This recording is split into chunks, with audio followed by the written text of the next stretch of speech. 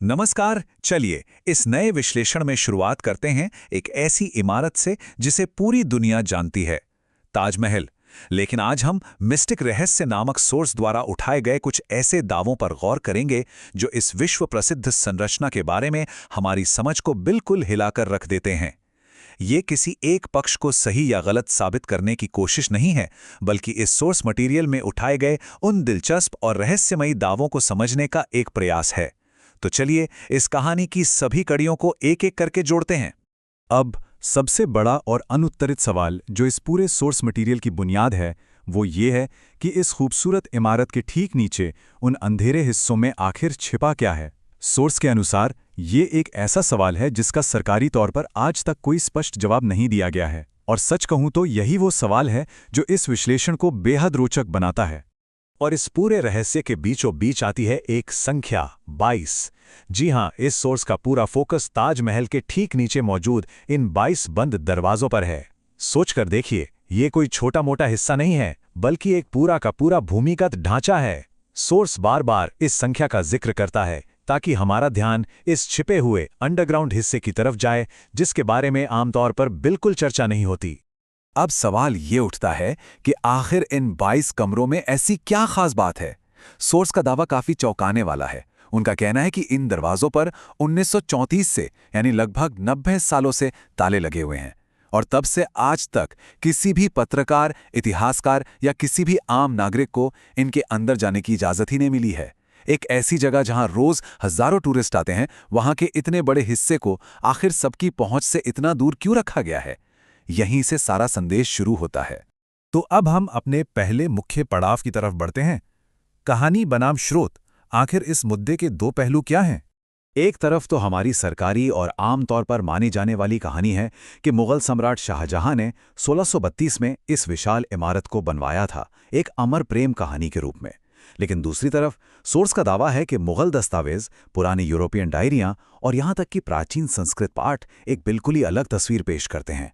Source कहता है कि कहानी शायद उतनी सीधी नहीं है जितनी हमें बताई जाती है। और इसी तुलना के आधार पर सोर्स अपने पहले राज से पर्दा उठाता है। रहस्य 1, वास्तुकला, यानी इसकी अजीब बनावट। सोर्स का पहला बड़ा तर्क ये है कि इस इमारत की बनावट आमतौर पर किसी मकबरे जैसी नहीं है। जरा सोचिए, जहां सिर्फ 2 लोगों को दफनाना हो, वहां 22 कमरों वाला इतना बड़ा भूमिगत ढांचा क्यों बनाया जाएगा? इसे साबित करने के लिए सोर्स एक रिटायर्ड ब्रिटिश ऑफिसर की डायरी का हवाला देता है जो 1973 में लीक हुई थी। बताया जाता है कि यह ऑफिसर 1934 के उस क्लासिफाइड सर्वे का हिस्सा था। डायरी में लिखा था कि नीचे के कमरों में जो ढांचा मिला वो मुगल काल से भी कहीं ज्यादा पुराना था, और उन्हें साफ निर्देश थे कि वो जो भी देखें उसे बिल्कुल दर्ज ना करें। ये दावा सीधे तौर पर सरकारी कहानी पर बड़ा सवालिया निशान लगाता है। और दिलचस्प बात यह है कि ये अकेला दावा नहीं है। सोर्स ने एक फ्रेंच यात्री जॉन बैप्टिस्ट टेवेनियर की 1665 की एक किताब का भी जिक्र किया है।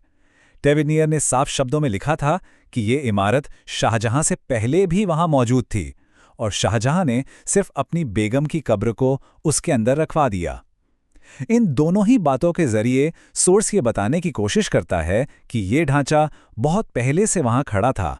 अब अगर ढांचा पहले से वहां था तो वो आखिर किसका था? ये हमें हमारे दूसरे मुख्य रहस्य की तरफ ले जाता है।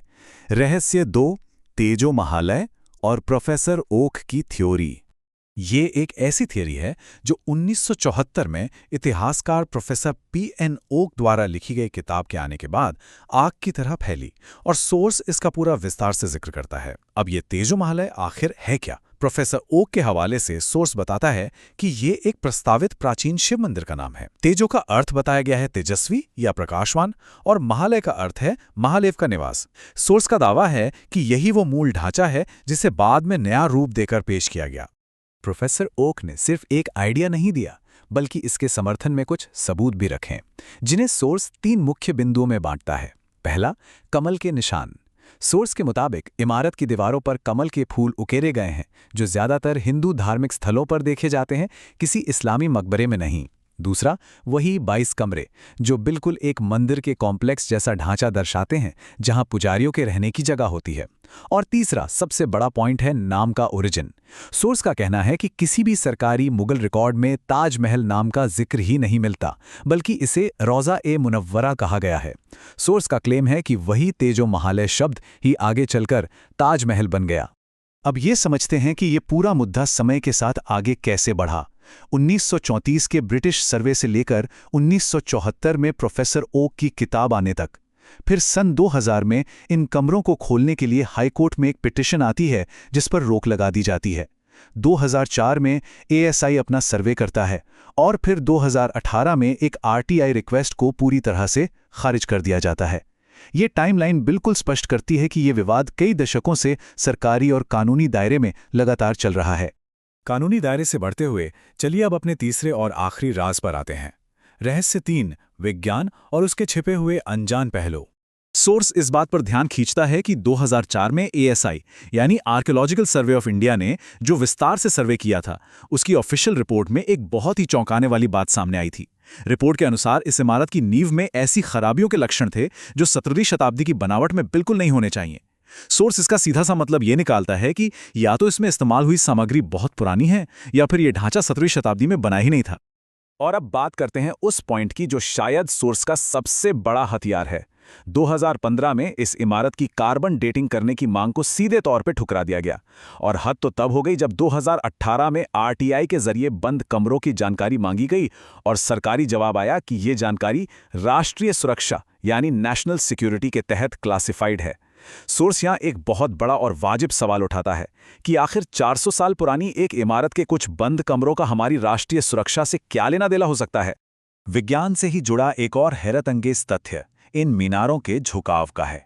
ऑफिशियल रिकॉर्ड्स का कहना है कि मीनारों को जानबूझकर थोड़ा बाहर की तरफ झुकाया गया था ताकि भूकंप आने पर वो मुख्य गुंबद पर ना गिरें। लेकिन सोर्स का दावा है कि स्ट्रक्चरल इंजीनियर्स का शक किसी और ही तरफ इशारा करता है।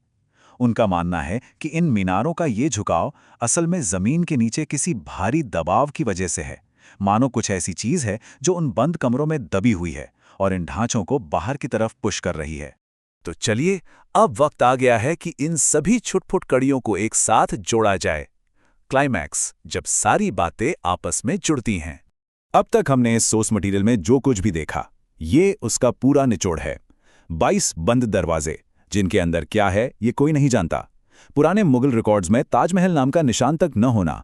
दीवारों पर ऐसे चिन्ह जो आमतौर पर किसी मकबरे से मेल ही नहीं खाते।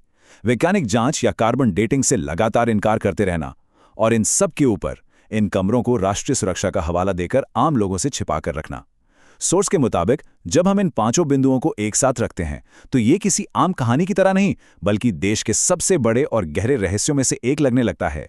और इसी मोड़ पर आकर हम इस आखिरी लेकिन सबसे जरूरी सवाल पर पहुंचते हैं। क्या ये सिर्फ एक इतिहास है या एक बहुत बड़ा रहस्य?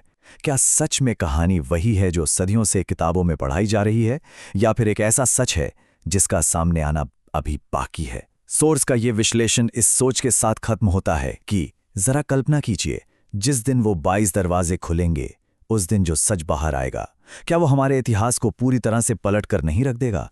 पर तब तक के लिए ये राज एक राज ही रहेगा। तो इस सोर्स मटेरियल का ये विश्लेषण हम यहीं समाप्त करते हैं, जिसने हमें इस मशहूर मुद्दे के हर एक पहलू को नए नजरिए से देखने पर मजबूर कर दिया। सवाल वहीं का वहीं है और जवाब की तलाश अभी भी जारी है।